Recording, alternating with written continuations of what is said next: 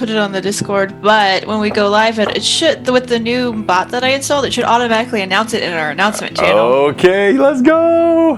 Very nice. So, if it worked, if I got it right, it should do that. I bet you did. I bet you did. All right, so we should be popping up live. I'm going to look over my last minute notes here. So just some thoughts I have. The process of building a dungeon, what comes first. I want to draw some examples from even last night's session, because I think there were some little things there that you could miss easily if you're not a DM. And I'm not saying that what I did was right necessarily, it's just my technique, and I want to kind of share that and see what other people think. I might get some ideas. The why, of your dungeon building, the order in which you do things, rumors, exploration, the balance between puzzles and combat and riddles and exploration and all that, myths and legends. One of the big things for me is cohesion, and I'm going to talk about that in comparison to the original Moat House, because it is one of the, it's hard to criticize Gary Gygax, and it's not something I will normally do, but I think there actually is a sort of an observational point about the original Moat House that you can make that really goes to dungeon ecology. Monster differentiation, expectations, so a lot of just sort of items like that we can talk through, draw some practical examples. So I'm looking forward to whatever you want to kind of throw in there on that as well. Yeah. Oh, we just went live. Let's see if my bot actually does what it's supposed to do. I'm confident it did. Only because I took the time to create it, and then also, partially create and partially pay for it. I'm going to kick off that Greyhawk intro video again. People are going to get sick of seeing that pretty soon, but I'm going to get my money's worth and my time's worth out of it. But we can talk over the top of that as well. Yeah. Let's see.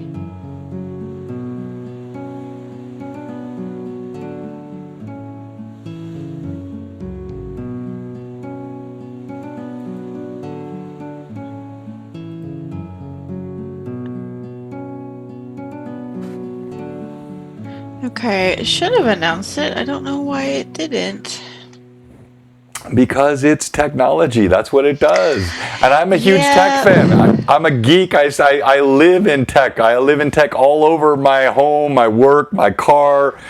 I am probably the most immersed person I know in technology, and yet it still betrays me. It is a fickle mistress. Ah, that's what it is. I forgot to give it permissions in here to do that. So there you go. It's rarely its fault. It's almost always our fault.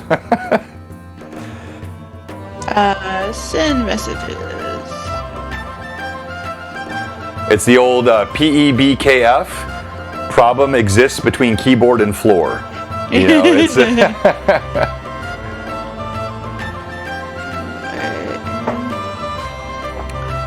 all right, I'm going to go ahead and kick off our GHA intro video in a gratuitous fashion, just because, again, I like it and I paid for it and I worked on it.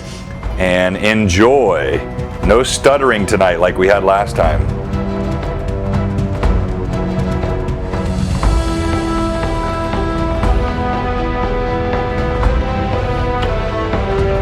For our viewers, you're looking at the Greyhawk Awakening campaign intro video, the mapping from the incredible Anna B. Meyer, but this is the custom version. It's got a little bit of a blue box twist on it, got a lot of a Lord Gasumba, J. Scott twist on it, and it is just gorgeous. I've got a 46-inch rendition of this sitting on my wall. Hey, Sperry14. Absolutely, thank you so much.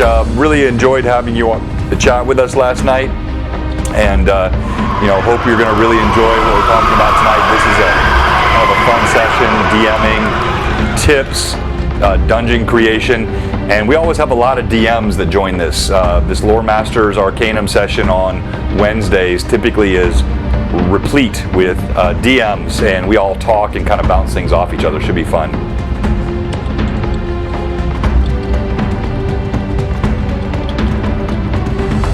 And yeah, Greyhawk Zero, if you're watching that, that is with the incomparable J. Scott, Lord Gasumba, who actually runs that. I participate as a player in that session, which is such a treat for me as a 40-year DM.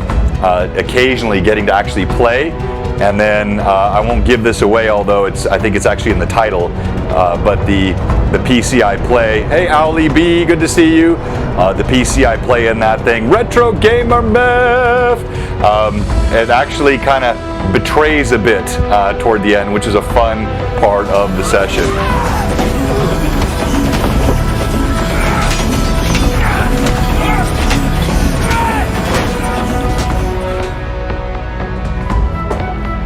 I love that flute. That flute piece, that was actually inspired by you, Evelyn. We were talking about my original orchestral composition, which I had heavy on the big strings and the drums. Yes, so Retro Gamer, channel points do get you at 10,000. You get a free T-shirt, but I'm gonna have to start thinking about modifying that because I got a lot of people that are just cruising past 10,000. I think we're gonna have to put it at least a 20,000. Yeah, we're gonna have to do something because our others, I'm gonna be a printing shop. But no, definitely for folks like you, no issue. Oh, hey, no, Jack Bull, no worries. I actually uploaded it on YouTube just a bit ago, so it may still be rendering the HD version, but you can catch last night's show on YouTube. It's called Race to Rescue ? Too Late, I think, something like that.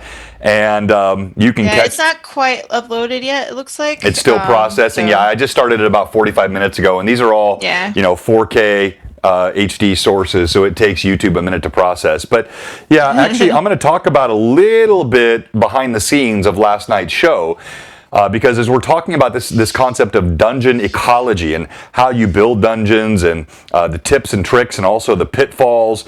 And by sometimes literally. Yeah, so literally the pitfalls. Yeah, that's actually a fun. I got some cool things to show tonight, but it is I think it's a great topic, and there were some little things about last night, including I'm going to share some things even with our own resident Evelyn/Millie that I don't know, they might be controversial, but because there's a part of the game which is influenced not only by the DM and the players, but also by the format of the game. So I try to keep my streams as true to tabletop roleplay as I possibly can.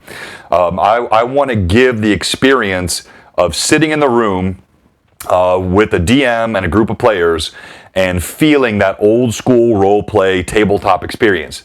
However, I also know you have a limited amount of time and viewership, and so understanding that balance is a fun part of the quote-unquote ecology of your game as well as your dungeon. So it's going to be a great time tonight, I think. Hey, Phantom, good to see you, sir. Oh, spoilers. Yeah, you know, your favorite gnome, he absolutely had a killer night last night. Okay, so here we go. And we are live. Welcome, welcome, welcome. Hi, everybody. We like to start on time around here. Hello, everyone. And welcome to another edition of Loremaster's Arcanum here on Blue Box. This highly exalted nomiker that I've put as though I myself am a Loremaster. I've just played the game for 40 years. That's all I have to my credit. There are definitely people out there that have more lore, more experience, more knowledge than me. But I would say I would put myself somewhere in the upper echelon of passion and love for the game. That's really what I have going for me. I just love the game. So it's going to be a fun night tonight, and we're talking about dungeon ecology. Tips and tricks for designing dungeons. Ideas about, Gimbal was fantastic last night, C. Carson. He really was. He did some things, again, you know, I don't want to keep repeating this, but burning hands to create burning hands, I've never seen that done in all the years I've played. It was very clever. But I want to talk about how we build dungeons. So let me just start with a quick image here to get us started. And let me show you how dungeons started for many of us, myself included. This is how we started building dungeons. It was graph paper. And it was lining out that graph paper. In fact, I actually showed this, it was several months ago, but I did this on stream one time. I just did a quick, hasty sketch of, you know, how you would build the dungeon. Your S's, almost like dollar signs, would be your secret doors. One of my favorite things, which I looked on this dungeon, and I didn't see it, but it actually, I always loved this icon. Can anybody tell me, maybe Evelyn, you can tell me this, what is this icon here? That looks like I don't know. It's a dungeon classic. It's you hit a trap here, and a giant boulder rolls down the hallway at you. The Indiana Jones. Exactly. Yeah, it could be a ramp to pit, but my arrow is going the other way, Jack Bull. Yeah, so the idea that you can have a giant sort of boulder that rolls down the hallway and the party has no place to go. When I was 9-10 years old, that was the height of fantasy imagination for me. I absolutely love that. So let me just pause there for a second. And by the way, if you're new to Loremaster's Arcanum, this is not a soliloquy or even a duet between the amazing Evelyn and I. This is an interactive session with the viewers. So we want you to provide input, your ideas, your suggestions. I'm hoping to learn as much tonight as I could possibly teach. So with that said, I talked to you earlier this morning. I know you have some thoughts on this. Why don't you kind of start us off with your ideas about dungeon ecology and balance in building, Evelyn? Well, I mean, whenever you are doing dungeons for your world, whether it's like your homebrew campaign that you've built yourself, or to fit within, existing modules, or even just the existing, rule books and campaign guides, you have to consider a few things. You have to consider, first of all, what is your world? What's it like? What is the history of this world? Because that is going to establish just the basis of the types of places you might find. That's right. Yep.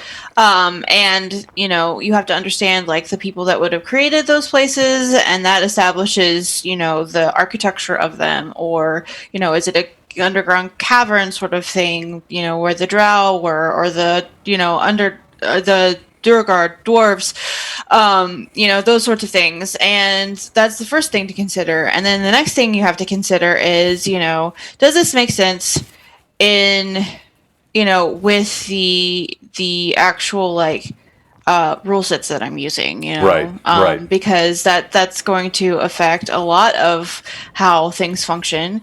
You have to think about your players and the composition of your party, and especially like when you're building traps or the encounters for these areas, how to balance those things correctly with the types of monsters they might encounter or the puzzles that they might encounter. You don't want to make these things so difficult that no one can possibly solve it, but you also don't want to make it so easy. This balance, yeah, that's right. Exactly. And just understanding like what makes sense in that setting as well. So it's a combination of things whenever you are building dungeons from scratch, for sure. No, I think that's a really good point. We're going to talk about a couple of those items. And I'm admiring this old school dungeon. So you see the S's, the secret doors, the portals, the pools. So this begs kind of the first question. So what comes first? Hey, Bloodwild, good to see you, my friend. So we're just talking about building dungeons, and we're going to talk about some of the old school dungeons, and then how DMs and players can really enjoy the dungeons that are created. Obviously, there's a lot of things which occur above ground. Almost everything that's occurred so far in Greyhawk Awakening has been above ground, just in the last session. And I think variety is key, whether it's in a dungeon or outside the dungeon in the campaign. If you look at, for example, Evelyn, our 4th Age campaign, we've traversed about every kind of terrain. I don't think we've been in desert in that campaign, but we've been in frosty, northern, icy regions, multiple forests, dungeons, castles, cities, towns.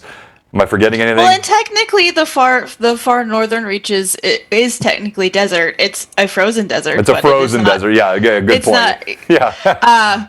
But yeah, I mean, we've been a lot of places, kind of all over Middle Earth. Exactly. No, that's all right. So I think Grimtooth traps. Yeah. So I think it's. I think that's an important part. Now let's come back to dungeon building. That's an important part of dungeon building. You want to make sure you have a lot of variety in your dungeons. The main thing that gets. I think the game off rails, and I don't know if maybe this is unique to me, but as a DM, I can feel it. I can feel when the game is dragging, when players are getting a bit disengaged, it's the worst feeling to me as a DM. Like I love feeling the energy of the game. So by contrast, last night, I felt like as we got to the last 90 minutes or so of that session, especially the last hour, the energy, you could feel the players' excitement, you could feel the intrigue, the suspense, the surprise. That's what you're trying to create, and some of that comes with variety. So that's an important part of your dungeon building. But let's start with the principal question. What comes first? Do you come up with the idea? Do you come up with the concept and the core, or do you do what was often found in the old school days? You just map something out and fill it in. What are your thoughts, Evelyn? I think personally, like to me, it seems like it kind of depends on the DM and how they work best. You know, some work better with just like establishing a bunch of templates, basically, and then putting it together for where the people are getting in the world. And some, know exactly this is where they're going. So it has to be exactly this, and it has to feature these things and that sort of thing. So I think it just depends on what mindset you kind of work from when you're doing that sort of thing. I think that's spot on. So that was really kind of the question, and we didn't rehearse this in advance, but that's kind of the answer to the question. By the way, Desmodes, I love your question. I'm going to get to that in a second, so hang with me. The idea that there is no right answer. There's nothing wrong with a DM sitting down, drawing out a cool diagram of his dungeon, and then figuring out how he wants to fill it in with ideas. There's also nothing wrong with starting with the conceptual, the villains and the plots and the lore and the history, and then molding your dungeon around that. It's really, I'd say it's not only concealed doors versus secret doors. Exactly. Look behind every tapestry. The campaign I'm running, which I don't stream, the campaign I run with my family, it's kind of our personal campaign. They just had a situation about 3 weeks ago where there was a hidden door behind a giant tapestry, right? So it's fun. And you can do it either way. And I, as a DM, I like to mix things up. You don't have to stick to one approach or the other. And I think the more variety, not only for the players, right? So we talked about environmental variety and monster variety, which we'll talk about more in a second. But for the DM, give yourself some variety in how you create and what you do. It's important for you to stay engaged. I said this in a completely different environment last week, but if you consider yourself a pitcher, right? And your goal is to pour water into each of the glasses of the player to give them enjoyment, fun, imagination, creativity, engagement. You have to make sure that you have something in your pitcher as a DM. Right. If you're not feeling engaged, if you're not feeling excited and imagination, it's going to be hard to pour that into your players. So if it suits you to draw something out on a piece of graph paper, like the crap I had here, and fill it in, or if you have that lore idea and concept, I don't think the mechanism matters that much. It's more about what's good for you. So before I answer Desmodes' question, which is a great one, do you have any comments on that, Evelyn? No, I completely agree with that. If you're not excited about what you're doing, your players aren't going to be excited about it, because that's one of the things that that players can pick up on from their DM. If they can sense their DM is not really into what they're experiencing, they're not going to be enthusiastically participating in that next event in the thing, and you're probably going to end up losing your players in the long run if you can't keep them engaged. Well everybody said. Has to be excited about it. Well said. Okay, so Desmodes, that is a fantastic question, and it really depends. As a DM, I try to read the situation. So there are typically one or two, three reasons that I see energy being lost. Sometimes it can be too much and too slow on the role play. So if they're in a town and everybody's talking in the tavern and they start diving into minutia. As a DM, I love that. I want the players to do that. I want them to explore their characters. I want them to be creative and role play. But it starts to drag on, and you can start to see one or two or three of the other players start getting disengaged. Then I find ways to bring an NPC along to kind of push the dialogue or change something in the scene to move the party forward. I don't want to railroad them, but I am not above a bit of a sort of a role play cattle prod to get the party moving when necessary. So that's one example of when I think the mode kind of dampens. Did you have something you want to say, Evelyn? No, I just thought the cattle prod was humorous. Yeah, no, thank you, Phantom. I appreciate that. It means a lot to me. So one of the other places I see it, and this is a little bit more challenging, too much combat. And I don't know, there is just there's some magic sauce to combat which I still don't think I have fully deciphered. There are sessions I think, man, this combat that's coming up is going to be so incredible, the players are going to love it, and I'll get like 15 minutes in and I can just feel it dragging. And sometimes it's the balance to the number of enemies and the types of enemies, the terrain, the topography, but sometimes it just is, and I don't know what creates it. So as a DM, I try to adjust.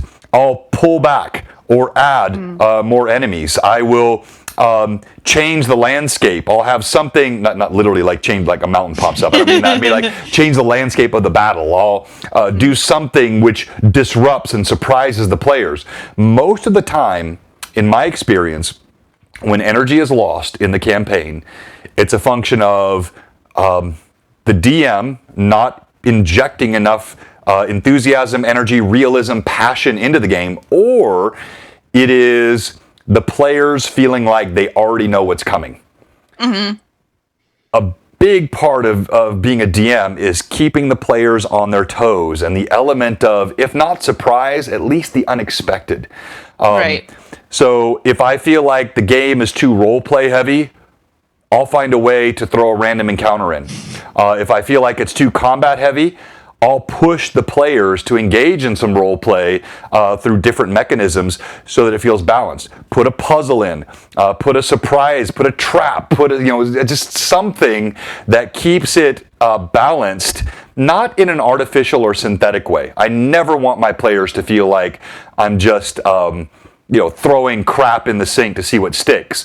but I want them to always feel engaged with the different elements of the campaign. I'm going to give you some examples from last night, but while I read the comments here, Evelyn, anything you want to say about that? Well, I was going to say, and from a player standpoint, one of the things that can happen when you have too much combat too is you kind of have this, your adrenaline gets sapped, like your energy literally falls because you literally just can't sustain it that long. Right, exactly.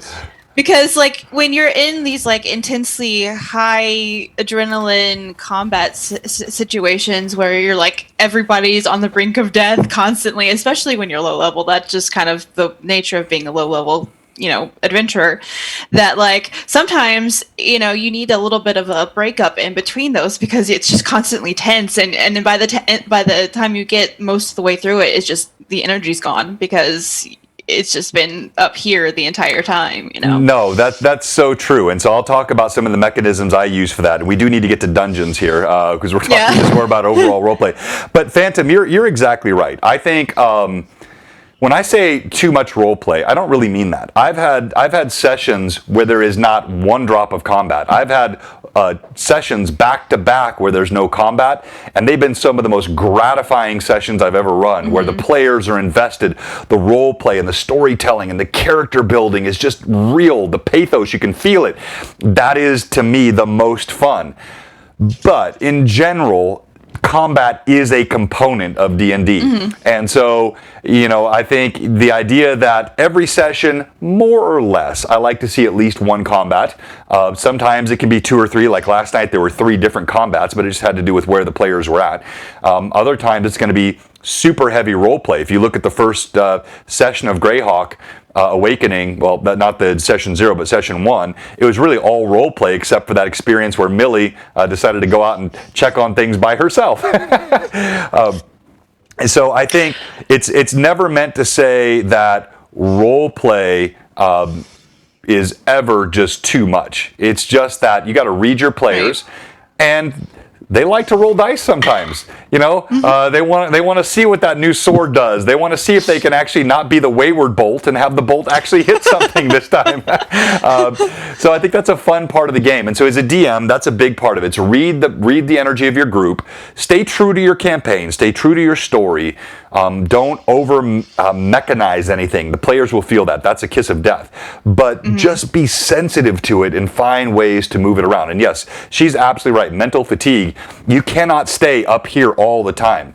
So if you've watched any of my campaigns at length, you'll see in fact, let me ask you, Evelyn, what are some of the mechanisms that you've seen me use to kind of just sort of bring the energy down and give the players a chance to talk? I mean, in my experience with you, you always, even if we're having a lot of big fights kind of close together, there's always kind of a moment that we can take to explore our surroundings, to, search for things, to kind of regroup and think through stuff. I mean, even right now in our Lord of the Rings campaign, where we went from fighting those flying creatures right into fighting the Dracolich of Calagon, there was still some time in between that we got to role play a little bit and kind of take a deep breath before this dragon, landed right in front of us. So, that helps break up some of that. Like, it's all intense, but there are breathers in between that helps keep the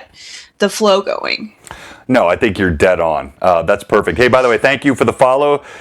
Stanley Lamontagne, Stanley the Mountain, if I'm reading correctly. Welcome. And I think that's a great point. Also, C. Carson mentioned this. If you've looked at our 3 campaigns that we run here on Blue Box, the 4th Age campaign, it's the most serious. Why? Because it's dealing with the 4th Age and the return of Melkor, Morgoth. It is, apocalyptic, Dagorath.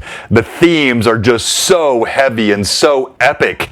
While we have had lighthearted moments and we've had fun and we've had downtime, as a whole, that campaign is very serious. If you look at our Sunday campaign, the Rune Lords campaign, we've had all kinds of insanity and sometimes silliness and players knocking over the wagon of darkweed and turning it on fire, setting on fire where everybody gets high, which I never expect. Like, just weird stuff that's happened. Ixon's behavior, that's been the most sort of unexpectedly and weird campaign. Greyhawk Awakening, I think Chris is right. To me, so far, it feels like the best balance of the two. There's a serious tone and theme, but there's a lot of fun to it as well. And you know what? I love all 3. There is no right chemistry. It's the players. And I think a good DM, wow, that sounds really self-complimentary. Let me rephrase that. I think a goal of a DM should be to work with each group of players and each campaign, figure out what works for them, and feel the mood of the campaign, and then feed into it. You don't have to over-engineer or oversteer it. All right, so... Well, and I think, too, that, like, the tone of each of those campaigns fits with the parties that are in them, with the way that their personalities are and everything. It just makes sense cohesively all together that the tone it is what it is because of the people that live in that world at that point in the time in their history. No, that's dead on. Okay, so we've talked about sort of general pacing as a DM, reading your players, reading the mood, little techniques and tricks you can do of, you think of Brim every time you see milk now. I love that. You know what's so funny about that to me? So hang on, I'm showing this on stream for the first time. So my alter ego in D&D is a paladin that I've been playing since I was 12 or 13 years old, and I ganked his name from a David Eddings novel. If you've never read the Belgariad, David Eddings, it was like high prose to me when I was 12. I tried to reread it a couple of years ago. No offense, David Eddings. It does not hold up over time as an adult. But when I was 12, I thought it was absolutely amazing. It was, absolutely Pulitzer Prize winning. And this is one of my minis I painted about 10, 12 years ago. And this is Mandaralin. He's actually pretty slick, wicked looking. And he is my alter ego there. So, finding these things, my point to that is, guess what he drinks? Milk. And when I started playing him many, many years ago, it was part of his pathos. His principal sin is pride. He struggles with pride, but he is otherwise super squeaky clean, and he drinks milk in every bar he goes into. I never told Josh that. It was so funny to me when he started role-playing Brim that way. Okay, dungeons. So how do you build balanced dungeons and dungeons ecology? So let me talk about what one of the criticisms of, and I know this is a bit, I'm treading on thin ice here. What you have on the screen right now is the original moat house. I've been showing this the last couple nights on our Greyhawk stream. And this moat house was sort of an adjunct of the original Hamlet module. There is a valid, in my mind, criticism of the original moat house and its dungeon beneath, which I think goes straight to dungeon ecology. And it's something that I try to keep in mind. And to me, if there's one thing I think is the core of this discussion tonight, is this. Does anyone on stream, or Evelyn, do you know what one of the main criticisms, and I say this with trepidation, I'm trembling to say it, but one of the main criticisms of Mr. Gygax, Lord Gygax, and what he built with the moat house here and this original Hamlet dungeon, what's one of the main criticisms? It's in a swamp. It's in a swamp, okay, yeah. But that's not the main problem with it. Yeah. We'll give a minute here. Does anyone know? Too long? No, that actually could go to the Temple of Elemental Evil. The Temple of Elemental Evil is a serious dungeon slog, which again, if that's what you're in for, it's fantastic. It's a really well-designed dungeon, but it's a long, long one. Creature composition. That's exactly right, Phantom. So when you go... This is, I'm going to talk about what I did last night, and I want to be so careful. None of this is meant to be self-congratulatory. I'm just trying to give you some of the things that I think about when I'm running a game, and offer that up to the viewers to think about how you run your games and see if you agree or not. But in the original dungeons in the moat house, you had room after room of different monsters. So in one room, you'd have gnolls. In the very next room, you'd have kobolds.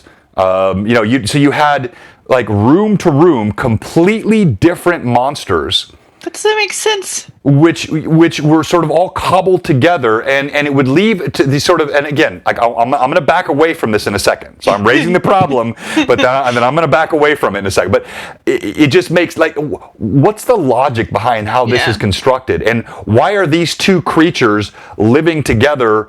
Within, and I'm being really shallow with that. There's multiple, exactly, Jack Bull. The Keep on the Borderlands has the same thing. So, when you're 12 and you have no sense of suspension of belief, and you're just in it, and it's just fun, and you don't care, that's fine. And I'm not criticizing that. Like, you could romp through the old moat house or the Keep on the Borderlands, and that's okay. But as we are, I think everybody on this is probably older than 12, and that's not, if you're not, that's not meant to be deprecating. But as we're, sort of thinking about the game, I like to build dungeons that at least kind of make sense. Now, you always have this problem of, you don't have much of a problem with the stuff up top, especially since it's supposed to be used as a base of operations for the cult. No, that's exactly right. Yeah, okay, Retro, giant ticks, giant snakes, giant spider, giant frogs, bandits, all up top. I don't think the up top is too bad, but you do have to ask, why, if I have bandits, why have the bandits not dealt with the giant snakes, right? I mean, just, and I don't want to overplay this hand at all. Ultimately, if it's fun for the players, it's fun for the DM, there is nothing wrong with it. But for me, if you look at how I ran the session last night, upstairs, up in the moat house, what did you have as enemies? Humans. Right, so here, Brigands. and so I'm giving a little bit more of a behind the scenes. I don't normally show this deep wide cam. This is a little bit more of a J style, but you can see here, this is my whole table, and it's not the 8x6. I think Jay's got a 48 square foot table, but this one is 4 by about 6 or 7. So I get a lot of stuff on here, and what I had was, my laser definitely is getting low. So I have the main keep here, and then on this separate section here, I had actually 3 rooms built out. And the players only went to 2 of the rooms. I'm going to talk about that in a second. But the idea is, I wanted some sense of cohesion. I'm not going to have them wandering through the top of this keep and then suddenly have undead skeletons come from behind, or a giant frog. Why on earth is that there if these bandits have taken over this moat house? Right. So the term that I put on this is cohesion. or cohesiveness. Your dungeon thing should make sense. Why? Why is that there? Why is that trap there? Why is that monster there? Why is that puzzle there? How does it make sense? And I'm not besmirching anyone that does not give a crap and just wants to throw things in and have fun. That's fine. That's fine. Right, exactly. But when I'm building something, it's always in the back of my mind, why? Why is that there? How does that make sense? Why should that be there? Because that to me adds immersion for the players. It makes it feel like they're exploring a real place. Hang on while I look at comments here because they're flying. Hey, D&D player. And you have to think about the fact that, like, if there were things that were in the fort that other people were not interested in, or like when the brigands were taking over, they're not going to leave other people alive there. Exactly. So, or creatures or whatever. No, that's right. And by the way, I think I just got the biggest compliment of all. I think Retro Gamer Meth was saying that I act like I'm 11, and if that's the enthusiasm that I'm giving, boom, I have killed it. Because I want to have the enthusiasm of a child. Because to me, this game is childlike. It's so much fun. No matter how mature it gets, no matter how much gear I have, no matter how much tech I'm surrounded with, and no matter how much gray I have, to me, it's still the childlike fun of the game. Oh, Krenzlin does. Oh, crap. That got me excited. Now so it's him, not me. No, I'm just teasing. So with this, the balance then, even as you came to the lower levels, so up there where this cam is, and you can kind of see there are two. So there's this one here, which is the one you actually found. And up into that point, the only enemy you had found were bandits. Right. Or the leaders of this, whether bandit groups or cult or whatever you want to call them. I'm not going to tell you what to call them yet. The Red Lords, that's what I would call them, because that is what they were called. Exactly. That's all you're finding because they have cleared this out and made it their own. But it is an important part of dungeon building to have variety. So as you got to the sort of the last level or the bottom level, the Tarrasque was taking a nap. Oh, the Tarrasque, one of my favorites from old school gaming. So as you get to that level, that last room, what's the variety that you see? We have an orc that we're fighting. And then there was the mage instead of just the standard like fighter type of guys. And then there was the one other fighter on the very last room. Exactly. So you had the sort of the commander in the penultimate room, and then in the final room, suddenly now there's an orc. Why is the orc there? What's the cohesion? Well, remember, you had found this note. Hold on, let me kill the cam. You had found this note, which I haven't corrected yet with the squiggles and the lines. Thank you, Kanto 2018. We appreciate that. I think that puts us at like 431 followers. We're pushing to 500 by the end of July, which I think is going to be, I don't want to be cocky about this, but I think we'll get there. I can't believe how fast we've been growing. Thank you for all of you that have been supporting us. It means the world to us. But, you had heard about orcs. If you remember that, even back when you were in Hamlet, do you recall that, Evelyn? Mm-hmm. And of course I do. Okay, because you chronicle everything. You're asking me. Duh, I'm asking the wrong player. Exactly. So back in Hamlet, 2 sessions ago, there had been reference to this idea that the guards in Hamlet that work for Rufus and Byrne, who are still alive, but have been much more absent in the last decade or two, had heard that these Red Lords, which were occupying parts of the Cron Hills, were responsible for the attack on the caravan to the Cron Hills that we ran in Session 0 with Jay, but also had taken over the old moat house, which had been abandoned for decades, that there was a mix of humans and orcs. Yeah, that was from Session 0. Because we fought some orcs along with the humans and the goblins, actually, when we were on the road to... Yeah, so Session 0, only goblins, no orcs. So that's right. Yeah. But so it was mentioned as part of it. Yeah. So yeah. I think, so anyway, so the idea is what was built was there's a reason for that orc to be there in this bottom level of the dungeon. And when you get in there, it doesn't just feel like the DM has thrown a random orc in. There's a reason for him to be here, which actually tells part of the story. So now you've created both the variety of monsters, bandits or cultists or the Red Lords, whatever they are. Oh, but wait, here is an orc. What's the orc doing there? Oh, wait, here's a mage, a wizard, who is a recurring villain. because he accosted. He's gotta go. He's gotta go. I see the look in your eyes. He accosted Millie back behind the welcome wench in Hamlet. He singed my coat. He did. The nerve of that man. So that is part of building at least a cohesive dungeon. Oh, hey, Captain Mayamorph, a wayward maul. Yeah, we did have a wayward maul last night. He almost killed one of his own players.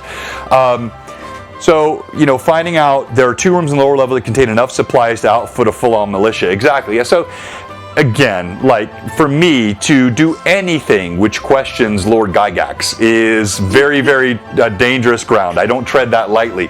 But I just think for me, as I'm building dungeons, as I'm building the ecology of a dungeon, I want cohesion. I want things to make sense so that it fills a narrative for the player and also makes it feel real to them, so the immersion is maintained. So I'm going to stop there. I think I beat that point to death. See if anybody wants to comment on that, or you do, before I move on to the next point. Nope, makes all sense to me. Okay. Cohesion is very important. All right, great. All right, so we talked about what comes first, the map or the content. Doesn't really matter. You can do that as you want. We talked about immersion. We talked about cohesion. All right, so let's talk about. We talked about monster differentiation, and let's just dive into that a little bit more. I think as much of that as you can do. If you looked at last night, there was an interesting part of this, and I don't know if anybody caught it. When you were in the palisade here, right? So this is the actual structure, if you can see that on your screen. But that thing over there, which that's a good reach away from me. I was going for last night many times. Way over there. That's the actual interior of the palisade. One of the things I thought about was if the players do go in there and they have combat, then what makes it where there is any opportunity for combat below?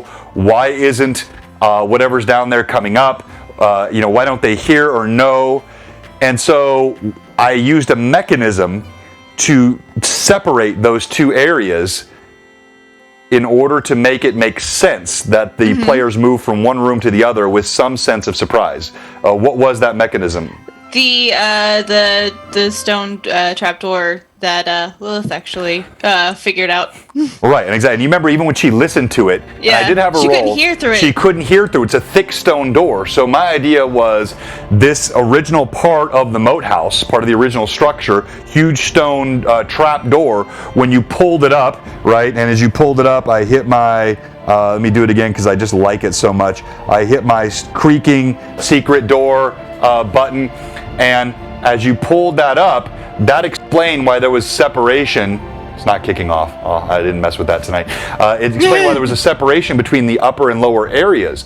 So you have to think about that. If you're moving from room to room in a dungeon or in a castle, why don't all the enemies just rush to you? Right? Why don't you just clear out an entire section where everything just runs to the room where they heard the party fighting? And that's not very fun, or it can be, I guess. But it's you want to balance that very carefully. You want to make sure that you have some discrete areas, and then try to figure out ways to make that make sense for your players and what they're doing. Okay, so I think good question. The question from Desmates. How do you encourage good descriptive narrative from players in a dungeon versus mechanical investigation and perception checks in each room? Oh, that is fantastic. All right, so first of all, I believe it starts with the DM. I think the DM sets the tone, and this is, I think, the love, but also the possible failing point of something like a Roll20, a fantasy, or something like a lot of investment in minis and terrain and all the stuff that you see behind me here. And I've talked about this before. But if you as a DM just say, okay, here's what you see. A castle, there's a moat there, there's a wall there, it's broken there, you see some guards up top here, one's on this parapet, there's a wooden palisade there, boom. Very clinical, very prescriptive. Then you're going to set the wrong tone for your players. So even if you have this sort of a setup, or you're using Roll20, exactly. So Phantom, I've been thinking more and more and more about how I make sure theater of mind stays part of my game. because that's how I originally played. I had a table, a couple of minis, and a sheet of graph paper, and had the time of my life. And I still think that's the essence of D&D. This stuff I want to be something which is a garnish, an embellishment, but I try to think about how I describe. If you go back and you watch, and I don't always do as well at this as I should. I'm trying to get better at it, but I try to think of what time of year is it? Where's the sun in the sky? What's the temperature of the wind? What do the trees look like? What are the sounds that you're hearing? What flora and fauna are around? As you're going through the dungeon, what do the walls look like? I described last night the old structure of the moat house, the crumbling walls, and this is part of the, so just finding ways that you as a DM still push theater of mind, even if you have these nice garnishes of the game, whether it's digital with a Fantasy Grounds, or a Vorpal board, or Roll20, or whether it's the actual terrain. Evelyn, do you want to say something? And I know, like, as a player in your campaigns, like, even though we have the terrain, a lot of times I imagine what it is different than what we have on the table in front of us, because the way you describe it, like, to me, the terrain or the maps and stuff, I treat them more as geometry. So I know where I am. But as far as, like, what it actually looks like, it is most often, for me at least, different than what's actually on the table. No, I think that's absolutely correct. And with that, oops, I just opened the same one twice.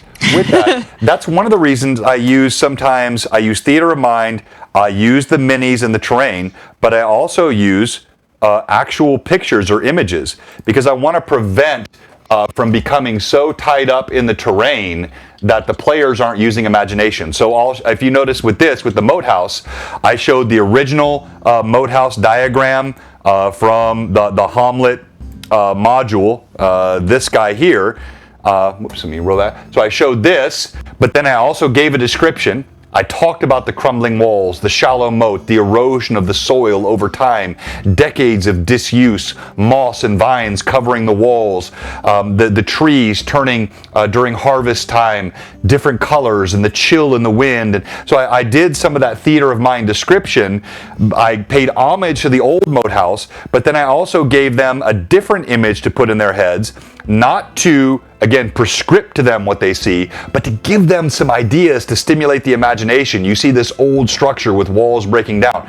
So I like to use all of the components to augment theater of mind, but to Evelyn's point, I really want the players to conjure their own. So you heard this, Evelyn. I did it at the beginning of our last session, and you and I talked about this when we were doing sort of our role play discussion on Loremaster's Arcanum. What's one of the ideas that you and I have talked about doing more and more of in the campaign? The warm-ups before the sessions start. That includes something like describing what a place looks like, as to that person's character. Recalling, the smells and the colors and the textures and all of those things helps get you into that frame of mind. Yeah, well said. And by the way, so it's good to see the Zarathanon on, and I have no idea what he's referring to with donuts. Did I say donuts? Did we say donuts? I don't know where that's coming from. I don't know, donuts. I think I'm sure I did. Donuts. Yeah, I clearly said something which triggered his donuts comment. I just don't know what it was. And then, but back to Dez's question, yeah, as far as like getting the actual players to use good narrative descriptions of like what they're doing, I think that kind of goes to the DM encouraging them to do that. A lot of especially new players, they get into it and they think of the mechanical parts, but they don't necessarily think of like, I'm going to describe exactly what I'm doing here. And I think like a good DM will encourage, but what are you doing? It's not just like I'm looking at this and roll, I'm going to roll the die and you tell me what it is. It's like, I'm going to inspect this. I noticed that there's this small hole here. I want to like look into it. Here, do I see darkness, or what does that look like? And like allowing your players to ask the questions that allow them to use the narrative things, I think definitely helps that grow. And DMs also that encourage that in combat as well, like letting them describe like how they're casting a spell or how they're doing an attack. It's not like I just slash this guy. It's I draw my sword and so those sorts of things. Encouraging it from both sides really helps keep that going and takes the mechanical side away more and brings it more into the narrative and the creation of the story. Dead on. So, and by the way, thank you for the explanations, Wrath and on. I've watched some Simpsons, but I'm not an expert by any stretch, so I missed the reference. Forgive me for spoiling the humor. And yeah, Varsavir, that's exactly right. Like, the more the DM shows that, I think that does encourage the players. So, back to the original question that we had, I think that is kind of principle one, Desmodes, that you want to have a DM who is sort of leading by example, giving descriptions. The more narrative or theater of mind the DM is, I think the more the players will buy into it. And then there are certain provocations that you can use. So if you've watched our last couple Greyhawk streams, let me just give a couple examples. So Millie wants to do this leap across, and let me pull it back up here so I can show everybody. She wants to do this leap across this wide sort of break chasm in the structure of the wall. And I could have just said, okay, roll your acrobatics check. She's a swashbuckler. She's got these different feats that she uses. What's the roll? Success, failure. Okay, you make it. You grab the ledge on the other side. That's not what I did. What did I do, Evelyn? First you asked me if I was sure a whole bunch of times. I reminded you of the spikes that were down here, right? These spikes that were just waiting for you to fall on them.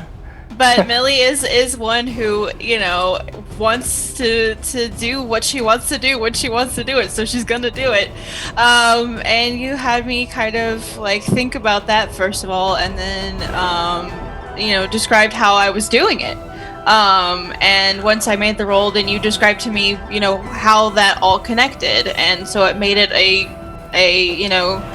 cooperative moment when she made that really ridiculous leap and managed to grab on. But like it was more than just you make it and you're there. No, exactly. Well said. And so let me give one other example. And golly, you know what? I may just go a little bit long tonight, even if you have to drop off, Evelyn. I've got so much I want to talk about this. I'm getting just more and more excited. But let's think about another example. If you think of 2 sessions ago, the gnome, Gimbal, he wants to do ventriloquism, and he wants to trick the guards into thinking he is one of them. And so I've already given him examples. I've done some vocal role play, and you recall what I did. He said, oh, I mimic the guards and I say this. And I look at him and I say, okay, role play that for me. Tell me what you say. You heard my voice. Let me hear you do that, right? So it's not to be a jerk, and I'm never going to, like, if a player's uncomfortable, I'll back off that very quickly. I'll kind of feel where the player's at. But that's an example of where I'm trying to encourage the player, whether it's Millie leaping over the chasm or whether it's Gimbal using his ventriloquism to mimic a voice. I'll do gentle nudges to the players to help them really tell the story and feel it. And yes, Desmodes, you're exactly right.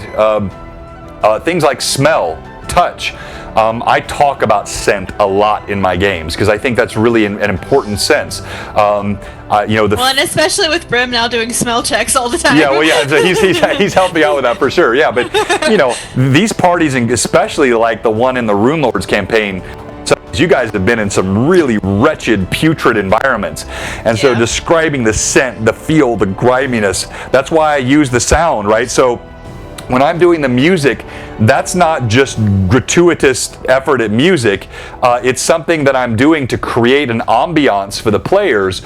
So if they enter, so again here, I showed this a little bit last week, so I won't overplay this, but if they enter, everyone smells bad, that's right. They enter the dungeon, I describe the scene. I may show them, back up here, and you can barely see it over there, but I may show them the room in the dungeon. This is my close cam, which I'm not switching to now.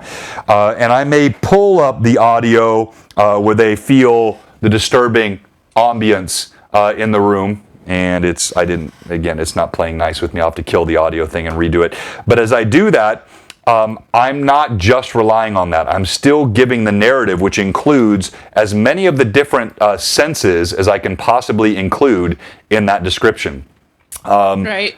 Okay, so what else we got here, Theater Eva? I've got some other ideas I want to bring up here, including some combat points I think are fun in dungeons. But what are you seeing that you want to talk about?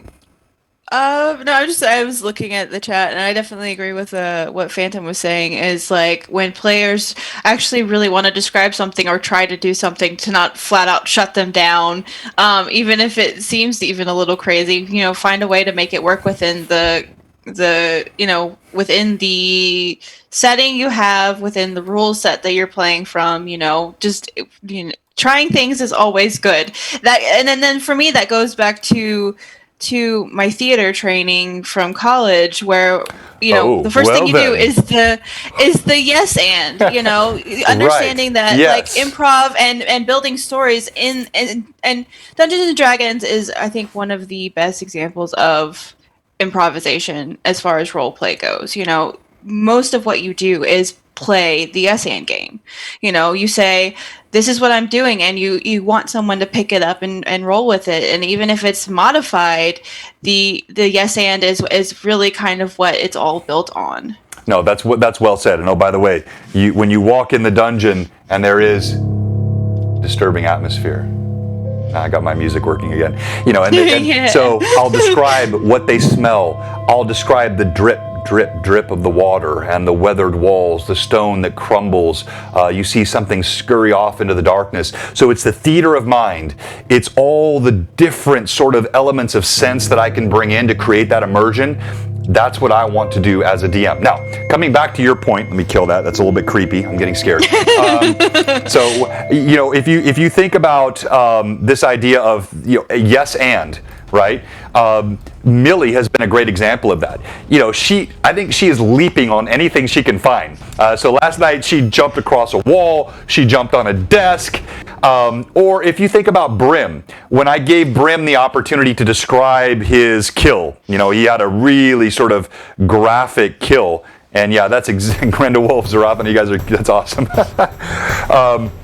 Exactly. And so I think, here's the only thing with yes and. Yes and should be a bit qualified based on where they're at. If everything they do is yes at level 1 and 2, what have I saved for them when they're level 8 or 5 or 4, right? So I'll kind of play it if it's reasonable. Like last night when Brim had his kill and I asked him to describe it, and he looks at me, well, is it okay if I do this with his head? Like, well, I don't care, right? You killed him. It can look like whatever you want it to look like. You're not disturbing the balance of the game. You're not breaking the mechanics. You tell your story. And then if you've noticed this, sorry, go ahead. It's like, as long as Brim is not saying, oh, I cast Fireball and, blow him up. It's like, that's obviously not a thing your character can do. Right, or I pick him up, I throw him, and I kill the other one across the room as I throw him, right? Or, I put him through the roof and make the whole structure collapse. I mean, there are limits, but as long as, let's see, what, did you get a compliment? Millie's 110. 110%. And I want them to be heroes, but I want them to have the struggle. This is the part of every great story. You can't be the hero at the beginning that is all powerful, or you have nothing to strive and struggle for. So we're way off the topic of dungeon ecology, but I get excited. So back to dungeon ecology. So we talked about how you build it, what comes first. We talked about monster differentiation. We talked about timing and pacing. Cohesion, to me, is a critical thing. As much as possible, like if you want to just have a dungeon romp and have your players explore, and there's a beholder in one room and there's a lich in the next room, there's nothing wrong with that. But I'd say that's got to fit in the style of your campaign. And for me, I want things to make sense in the game, in the dungeon. I pull a lot of monsters out. If you look at our Rune Lords campaign, there's some things I just think are dumb. Like, okay, giant ticks. Okay, go back to the moat house. I mean, I just don't feel that, right? I mean, as a DM, I just don't feel that. So, and I'm not saying you have to feel the same way. If as a DM, giant ticks are your passion, then by all means, populate your world with giant ticks. But for me, that's not something that I'm likely going to feel unless it's maybe if they're in the middle of a forest and the forest has had some sort of magical contagion which has done something to all of the normal denizens of the forest, then maybe in that setting a giant tick makes sense. But in the moat house where there's kobolds or one room and bandits in the other, and then a random tick and a random giant serpent and a random, not me. That's not what I want to run. Okay, D&D player 888, right? All depends on your. Exactly right. Dungeon Ecology, how to survive the tangent monster. That's right. Okay, so last few points that we have here because we're getting close on time. Thank you so much for the chat, by the way. You guys are awesome. Really helps me enjoy this. And by the way, if you're watching and you haven't given us a follow, Evelyn and I have one question for you. What are you doing?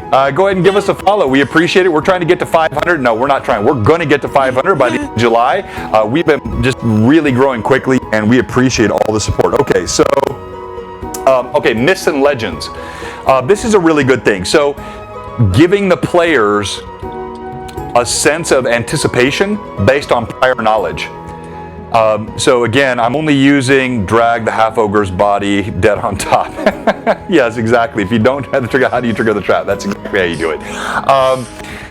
If you look, and I don't mean to keep calling attention to, the last couple sessions, but I know many of you have watched our Greyhawk Awakening, so I'm using some of those specific examples of mechanics to call this out. If you look at it, by the time the party got to the moat house, they had already heard several things. They'd heard about the Red Lords. They'd heard the moat house had been they already had met this mage, this mysterious mage. They'd captured an assassin, and that assassin, they turned their back on him for 1 minute, and he was killed, hinting at something deeper. They knew that. What's that? That dang mage. That dang mage. That's exactly. They knew that something was going on here. They knew there were orcs. Like it was just sort of. Then here's another mechanic that I used. D&D was articles Hamlet. Oh, hey, good to see you, sir. Welcome, Will. Thanks so much for joining us tonight, and welcome. We're wrapping up here in a bit. I may go a little bit over tonight, but there's mechanics to get that lore. So when the players actually get to the dungeon, if it can be something more than, oh, you see a hole in the ground, you decide to check it out, right? If it can be something that gives them a sense of anticipation. And that adds to the cohesion and the story, the immersion. Once they get inside there, oh yeah, I heard about that. Oh yeah, maybe. And now they're looking at every corner and every crevice and every wall, and there's a story behind it, and they're wondering how it's connected. And sometimes they're wrong, and sometimes you just let them be wrong as a DM, and you watch and just kind of let it. Or sometimes you can adjust and go, you know what? The player just had a better idea than what I had. I'm actually going to take that and I'm going to use it. There's nothing wrong with improvising in that direction. Again, when it makes sense. I think that's a fun part of the DMing. So I think the idea of myth, legend, lore, the lead up, the story of why is an important part of your dungeon ecology. So cohesion, monster cohesion, what makes sense from room to room, how are these rooms separated, mixing it up with traps and puzzles and role play and combat, so it's not just stale room after room after room after room of goblins where it just becomes like a Diablo grind, right? That's not what you're trying to do. I think those are all the core pieces. So I got a couple other things I want to talk about, but let me just pause there. You react, Evelyn. I'm going to look at the latest chats. I was going to say, I was just like looking over there. But yeah, I mean, as long as it all kind of makes sense and works well together, that's kind of really what you want to go for. And, you know, if you're, at the end of the day, if your players are having fun, everybody's having fun, so. No, that's it. Just like dating, you have to kiss the frogs at first. Okay, just a couple of last things to talk about. The design of your dungeon and how much do you railroad? Is there one path through the dungeon?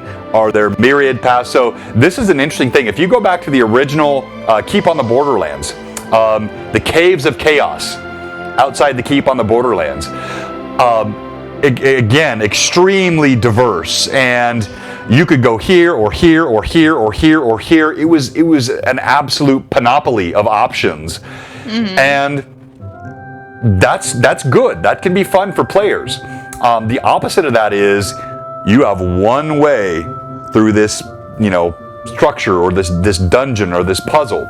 Right. And I don't think either one is wrong. I think you just have to, again, play it to the situation and the players. If you look at, let's come back to our Rune Lords campaign, Evelyn. Right. There are two different examples. When you were in Thistletop? No, actually I wasn't going to go there, but that's a good example too. But the one I was really thinking of was when you were in the Foxglove Mansion, the Misgivings Manor. Yeah. When you were in the Misgivings Manor, like there were doors and hallways everywhere, and you actually just left some completely behind. There were entirely unexplored areas of that house, and not knowing what you've left behind your back, not knowing what treasure you may have missed. That's fun. It can be a little bit stressful, but it's fun. Now, if you think of the house that you went through last weekend and the weekend before, it was a smaller house and it was more kind of on rails. It was room to room to room, and each one can have a purpose. So as a DM, you want to mix those up in your building of your dungeons, of your stories. There should be times where, yes, you can go ahead and guide the players, because the more it's guided, you can keep a sense of tension and momentum. You can keep it really paced well. But then other times, you want them to feel like they're wandering and they have no idea what the heck is going on. And that is an important part of the fun. So just think about your build, how much you are on rails, what's the way out once they're done. And then also, sort of the layout of the dungeon, but ultimately cater to your players. If they have a great idea, I think it was said earlier. Hold on, chat's going too fast now. No, you can keep chatting, guys. I'm not saying that. But D&D player 888 said, oftentimes the players have better ideas than the DM. Well, look, I don't care how good you are as a DM. If you've got 4 or 5 good players, that's 4 or 5 minds to 1. And they're all thinking different angles, so they're probably they're going to have ideas that you never thought of. They're going to read something into something you said that you didn't even put into what you said, but what they read into it was better than what you put into what you said. So what are you going to be stubborn? Like, no, that's not my idea. No, that's not what I built in it. No, you're wrong. No. Or, can you be flexible with it and say, oh, crap, that's a really good idea. Now, don't, obviously say that in the open and but if you can just sort of like... You're supposed to make it seem like you planned it all along. Exactly, yeah, you play it off, right? You just kind of tuck it a little bit, like, okay, that actually might happen that way. It's totally my plan. Yeah, it's my plan from the beginning, I think that's a fun way to do it. Okay, isn't High Mike a drinking game?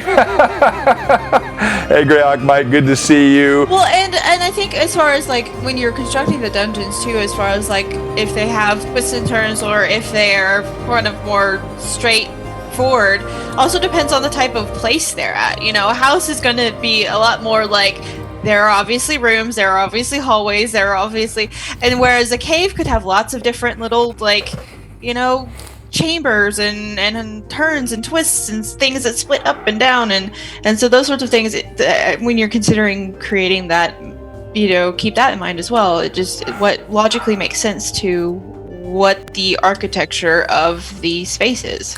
No, that's well said. And we're probably just going to go a couple more minutes. We normally try to end right at 8, but Jay's not streaming tonight.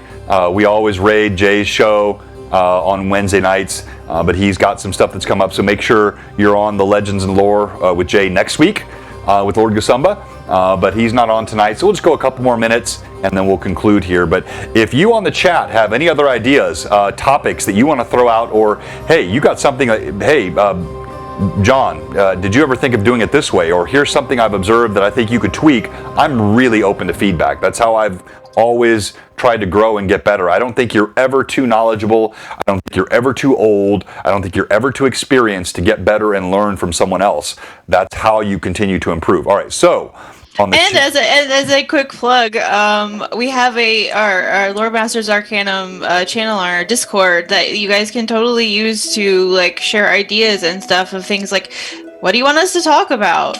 And we've been having some really interesting conversations over there as well. So if you're not on our Discord and that sounds like something interesting to you, I'm going to drop those creds right now. There's a link, so come join us on our Discord. That's great. Thank you so much. And yeah, so I do want to get Greyhawk Mike on. In fact, I'm going to talk to Mike, see if I can get him on a Loremaster's Arcanum coming up here in future weeks, and we'll figure out a great topic that he would like to have. I think that would be really fun. And yes, Bloodwild, thanks for that tip. So when I'm done here in a couple of minutes, I'll see if we can go ahead and do a raid on Troll Lord, because they're a sponsor for virtual. They're actually the main sponsor for Virtual Greyhawk Con coming up in October, which is very exciting. They've got giveaways and gifts, and they've also got some IP that they're working on that's going to be a lot of fun if they can get all that released through legal. And so we'll probably go ahead and give them a raid when we're done here. Thanks for that tip, Bloodwild. So Desmodes said, I like the idea of changing dungeons. Yep, exactly. When something, so that's a great point. So if I come back to what I had here, I mentioned this earlier, and yeah, so please don't leave us for Troll Lord yet. We'll raid them in a second. But if you look at this back in the back, if you can see way back there, hopefully my laser has some battery left. This dungeon area back here, I had that built out last night. I killed it. I didn't use it. It was another room. It had some more of the Red Lords in it, which was going to be a room before, so it was sort of a penultimate room before this room. But as I felt the pace of the game, the amount of combat that had happened, and also the sort of the similarity of the combat, and then also where we were at in the, and this is sort of the X factor when you're streaming, thinking about sort of how you're going to wrap things up and what the experience for the viewers is going to be. I made an audible call as we were playing to just kill that entire room. Even though I'd already built it out, it's got minis in it, it's got some scenes set up, there was a story behind it. I just felt like, you know what? No, that's back to the question Desmodes had earlier. I think I would have lost the players a bit. I think it would have slowed the pace down. Okay, another room, more bandits. You know, there were some things in there that would have been interesting, but I just felt like it was too much. So right on the stream last night, I just decided to kill that, and I went straight, when they went down those stairs, instead of going down the stairs into the antechamber, they went straight down the stairs into the main chamber so that it felt like the pacing and the fun of the game was maintained. And, you know, I'm sure some DMs would disagree with that. No, I built the dungeon this way. They should have gone through that. And that's fine if you do. But for me, it was more important that the players had fun and that it felt like the pacing worked well. We would have died. What's that? Hold on here. Okay, we would have died. You might have, Gimbal. I don't know. Let's see. Chuck is a resurrected. Okay. Awesome. Yeah, so join us on the Discord. Yes, pacing is always important. And then last point I'll make is, you know, curveballs. You know, throw your players curveballs. I mentioned this earlier. One of the key downsides in any DMing, whether it's a dungeon or a city, anything at all, is when the players just feel like they know it's sequential, it's paint by numbers, they know what's coming next.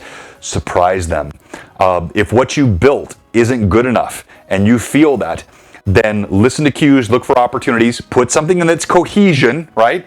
Don't just drop something in that doesn't make any sense, but find ways to mix it up and surprise your players. Surprise will delight them. The chat is, Icon has typing skills.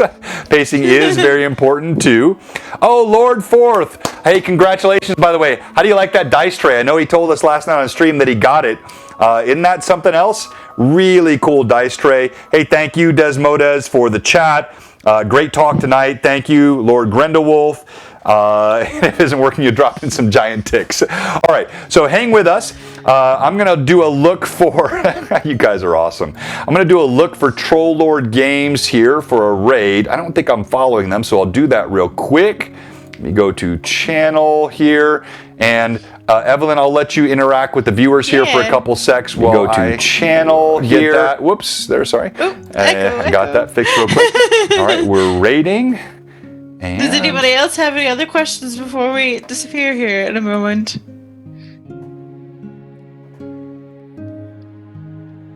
Disappear in a good way.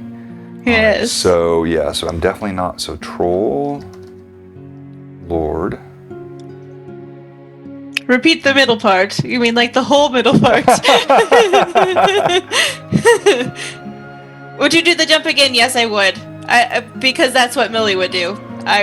She would definitely make that jump every time because she does not care. She is not a woman of high wisdom. All right, so they're not coming up when I'm searching for them. Let me make sure I'm not doing this. So do capital T R O L L, uppercase L O R D, uppercase G A M E S. I'm not seeing them pop up. Am I doing something wrong, guys? Am I spelling it wrong? Here. Oh, there it goes. Zerathon just linked it for us. Oh, there we go. Okay, all right. Troll Lord Games. If I click that, Twitch, and then now I've got them on Twitch. Oh, they're doing mini painting tonight. That's cool. Nice. So why on earth? All right, so maybe I need to follow them. Let me follow them. So now I've given them a follow. Now I'm going to come back. Yeah, they're painting. It looks like a pretty cool thing he's painting too. Yes, so now that I'm following them, let's try this raid again. Sorry, get out of focus there. Okay, so we're going to let this drop. You can hear him there, actually. Let me mute that. All right, and... Holding the quest to raid him, yes. Troll. Before the true and mysterious before of time. Lord. The most important thing is... And that's where we cut off. I'm not... What the heck is going on? They are not showing up on my raid list. I'm following them now. If anybody knows what I'm doing wrong, I've never had a problem raiding anybody before. I'm feeling kind of stupid right now, which is never fun on stream. They show on both lists. Railroading quest to raid them. Oh, now I got it. Now I got it. Here it is. Okay. Oh, they've only got 2 viewers too. So, all right, we're going to help them out here. Let's go over there. So, thank you so much, everybody, for a fun Loremaster. Thank you, Evelyn, as always. Hey, tune in on Sunday for our regular Rune Lords campaign. That's a lot of fun. It's a different flavor, but it's still old school D&D. It's a blast. And then, of course, we'll be right back on Tuesday night with Session 5 of Greyhawk Awakening. And with that, Blue Box out. Thanks, everybody. Bye, guys. You're the best. All right. We raided with a party of 22. That's pretty cool.